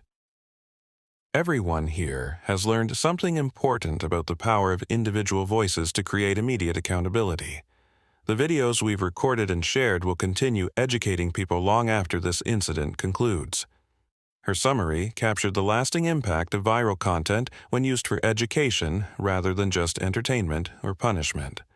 3 months after the LAX incident, the ripple effects had transformed from viral moment into lasting institutional change across multiple industries. Marcus Thompson sat in his Apex Logistics headquarters reviewing quarterly reports that showed how genuine accountability could create business opportunities while advancing social justice. Elena Vasquez entered his office with updates that illustrated the expanding scope of impact. Marcus, the Thompson Protocol, has been implemented by over 200 organizations beyond American Airlines. Companies are proactively requesting diversity training rather than waiting for incidents to force cultural examination. The transformation of a discriminatory incident into a widely adopted training program demonstrated how accountability could scale into broader cultural change when leaders chose education over defensiveness. Morrison Industries completed their cultural assessment last month.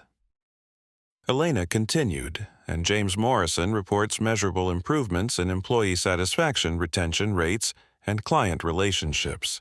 They're requesting expansion of our consulting partnership to help other organizations implement similar changes. The success of Morrison's transformation illustrated how companies could emerge stronger from discrimination incidents when they chose genuine reform over public relations damage control. Marcus pulled up social media monitoring reports that showed sustained engagement with educational content derived from the LAX incident. The original videos have been viewed over 50 million times across all platforms, and they're being used in business schools, corporate training programs, and diversity workshops worldwide. The educational application of viral content represented transformation from entertainment into institutional change that would influence thousands of future business leaders. Derek Harrison had spent the 3 months since his termination in intensive therapy, diversity training, and volunteer work with organizations focused on bias education. His participation in Apex Logistics training programs had become a powerful component of their curriculum. Derek's presentations about unconscious bias and the cost of prejudice have been incredibly effective, Elena reported. Organizations specifically request his perspective because authentic stories about failure and transformation are more impactful than theoretical discussions. Derek's evolution from perpetrator to educator illustrated how accountability could become the foundation for redemption when people chose genuine transformation over victimhood. Sofia Rodriguez had used her marketing expertise to develop communication strategies for organizations implementing diversity initiatives. Her understanding of how prejudice could masquerade as professionalism had become valuable for identifying subtle forms of discrimination that policy alone couldn't address. Michael Bennett had enrolled in graduate programs focused on organizational psychology and diversity management, using his experience as motivation for academic study that would prepare him for careers in cultural change rather than traditional business development. American Airlines reported that the Thompson Protocol had prevented dozens of discrimination incidents through early intervention and improved staff training. Carlos Martinez had been promoted to regional manager for customer experience, with responsibilities for implementing bias training across multiple airports. Jennifer Walsh had completed extensive retraining and was working at a smaller regional airport under supervision, rebuilding her career through demonstrated commitment to improved customer service and cultural awareness. The Wellington Group had signed an expanded contract with Apex Logistics worth $87 million over 5 years, citing the company's demonstrated commitment to values-based leadership as a primary factor in their decision. Morrison Industries had successfully retained several major clients who cited the company's transparency about cultural problems and commitment to comprehensive reform as evidence of trustworthy partnership potential. The incident had triggered formation of an industry association focused on corporate accountability and discrimination prevention, with Marcus serving as founding board chair and Derek Sophia, and Michael contributing as reformed perspectives on cultural transformation. Rebecca Foster had parlayed her documentation of the incident into a consulting practice focused on bystander intervention training, helping organizations develop cultures where discrimination was challenged immediately rather than tolerated. David Park had written a business case study about the LAX incident that was being used in MBA programs to illustrate how social media had changed corporate crisis management timelines and the importance of authentic leadership under pressure. Sarah Kim had built her social media platform into a forum for discussing discrimination accountability and social justice, using her experience documenting the incident as a foundation for broader activism and education. 1 year after the LAX incident, Marcus Thompson stood before the National Business Ethics Conference, delivering a keynote address to 1,500 corporate leaders about the power of authentic accountability and cultural transformation. The audience included CEOs, diversity executives, and trainers who had implemented programs based on lessons learned from viral discrimination and real-time consequences. 12 months ago, I boarded a flight at LAX and witnessed something that revealed the gap between corporate value statements and actual behavior. Marcus began his voice carrying the authority of someone who had transformed crisis into lasting change. 3 employees made assumptions about my right to occupy space based on their prejudices. Their choices destroyed careers, but also created opportunities for education and transformation. The audience listened intently to someone who had handled discrimination with dignity while creating institutional change that benefited thousands of organizations. The most important lesson wasn't about individual punishment, Marcus continued. It was about corporate responsibility to create cultures where discrimination doesn't flourish unchecked. When organizations invest in education rather than damage control, incidents become catalysts for positive change rather than just viral entertainment. His message resonated with leaders who had seen how social media could destroy reputations overnight, but also create opportunities for authentic accountability and cultural improvement. In the audience, Derek Harrison sat with a notebook taking detailed notes for the bias training program he now co-facilitated with Apex Logistics. His transformation from perpetrator to educator had required 18 months of intensive therapy, diversity education, and volunteer work with communities affected by discrimination. The hardest part wasn't losing my job, Derek had told audiences during training sessions. It was seeing myself clearly for the first time and understanding how my prejudices had hurt people throughout my career without consequences. His authentic remorse and commitment to change had made him an unexpectedly powerful voice in discrimination prevention education. Sofia Rodriguez watched the keynote via live stream from her office at a nonprofit organization focused on inclusive marketing practices. Her experience as both perpetrator and victim of corporate culture had led her to careers in social justice rather than traditional marketing. I learned that staying silent in the face of discrimination makes you complicit, she often told audiences during her own speaking engagements. My career in marketing gave me skills to recognize bias in communication, but I failed to use those skills when it mattered most. Her evolution from enabler to activist illustrated how personal accountability could drive broader social change when people chose growth over defensiveness. Michael Bennett had completed graduate degrees in organizational psychology and was working as a diversity consultant for companies implementing cultural transformation programs. His experience with losing everything had motivated academic study and career changes focused on preventing similar incidents through education and cultural change. Morrison Industries had become a model for corporate accountability and cultural transformation, with other organizations requesting consultation on implementing similar reforms. James Morrison regularly spoke about leadership responsibility and the importance of addressing cultural problems before they created crises. American Airlines reported that discrimination incidents had decreased by 87% since implementing the Thompson Protocol, with improved customer satisfaction scores and employee retention rates demonstrating the business value of inclusive policies backed by effective training. The incident had influenced federal legislation requiring bias training for transportation industry employees, with Marcus serving as an advisor to congressional committees developing implementation guidelines. Universities had incorporated case studies based on the LAX incident into business ethics crisis management, and diversity coursework ensuring that future business leaders would understand the consequences of discrimination and the importance of authentic accountability. Marcus concluded his keynote by addressing the broader implications of viral accountability and corporate responsibility. Social media has fundamentally changed how discrimination is documented and addressed. Organizations can no longer rely on time to manage crises or spin to reshape narratives. Authentic accountability and genuine cultural change are the only sustainable responses to revealed prejudice.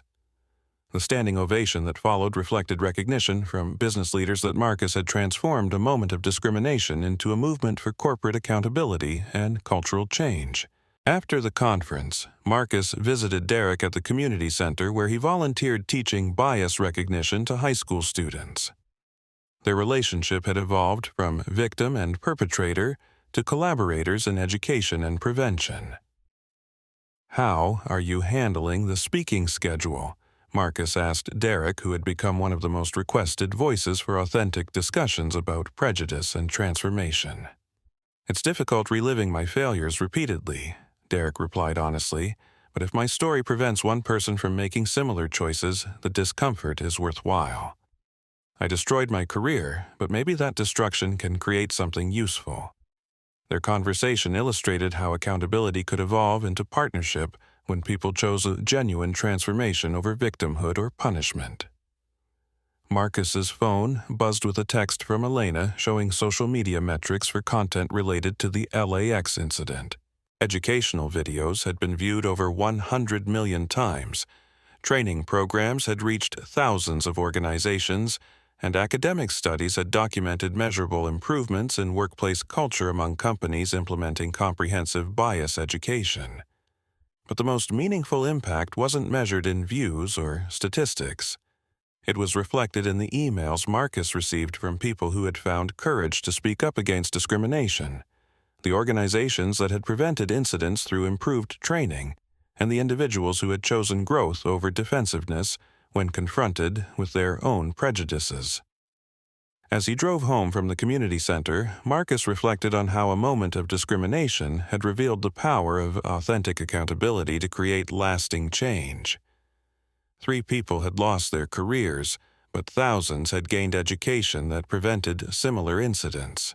Corporate policies had changed, training programs had expanded, and cultural conversations had shifted from damage control to prevention. The LAX incident had demonstrated that viral moments could become movements when leaders chose education over punishment, transformation over destruction, and accountability over defensiveness.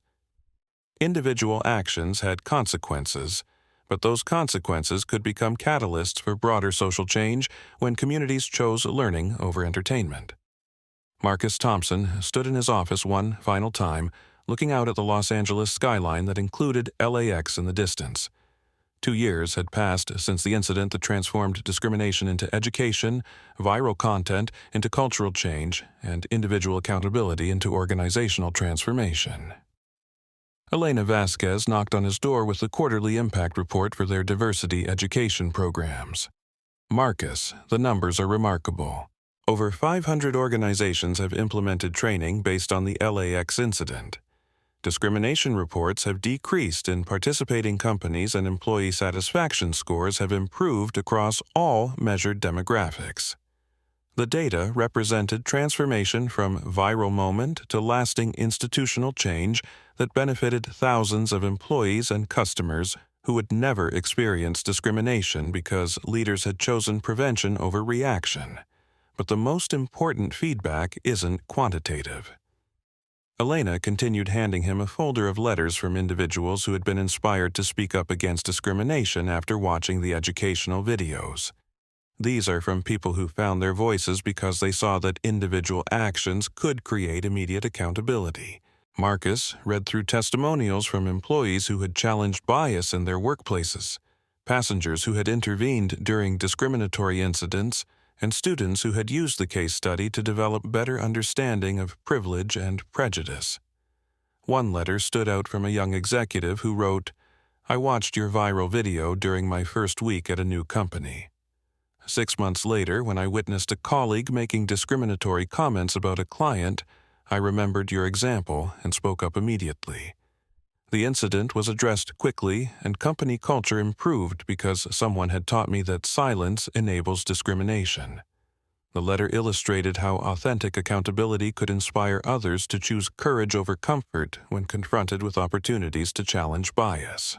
Marcus's final thought was directed toward the camera of his own social media video, speaking directly to the millions of people who had watched, shared, and learned from the LAX incident. If you've ever been dismissed before anyone knew your worth, this story was for you. If you've never faced that dismissal, remember this moment. Dignity isn't determined by job titles, bank accounts, or seat assignments. It's determined by how we choose to treat each other when we think no one important is watching. He paused, looking directly into the camera with the expression of someone who had transformed crisis into change through authentic leadership. The truth is someone important is always watching. That person is you. When you witness discrimination, you have the power to speak up, to record, to share, to challenge. Your voice matters because your action creates accountability that changes culture one interaction at a time. The final message resonated across social media platforms where millions of viewers had been educated about intervention strategies, corporate responsibility, and the power of individual choices to reshape communities. Subscribe if you believe that dignity should never need permission to exist. Share this story if you're ready to be the person who speaks up when silence is no longer an option, because every moment of revealed character is an opportunity for education, transformation, and justice. If this story moved you, remember that you have the power to create change in your own community. Discrimination ends when good people choose courage over comfort. Don't forget to like, subscribe, and share because every story of accountability matters, and the next one might be yours to tell. Hit that notification bell so you never miss stories that remind us all that respect and dignity are not luxuries to be earned, but rights to be protected. Together, we can build a world where everyone belongs, and your voice is the key to making that world a reality.